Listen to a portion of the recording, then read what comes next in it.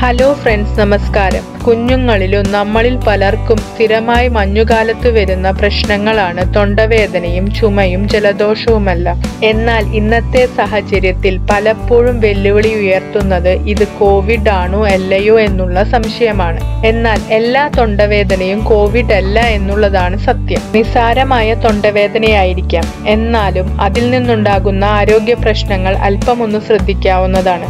പ്രത്യേകിച്ചും കോവിഡ് കാലത്തുണ്ടാകുന്ന പ്രശ്നങ്ങൾ.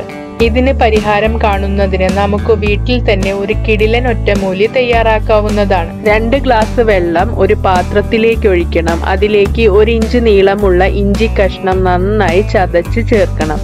വെള്ളം നന്നായി വെട്ടിത്തിളക്കട്ടെ. ഒരു 6-7 മിനിറ്റ് വെട്ടിത്തിളച്ച ശേഷം വെള്ളം ഓഫ് ചെയ്യാം. ഇതിലേക്ക് ഒരു പകുതി ചെറുനാരങ്ങയുടെ നീര് പിഴിഞ്ഞൊഴിക്കാം. 1 ടീസ്പൂൺ തേൻ കൂടി ചേർത്ത് നന്നായി മിക്സ് ചെയ്യാം.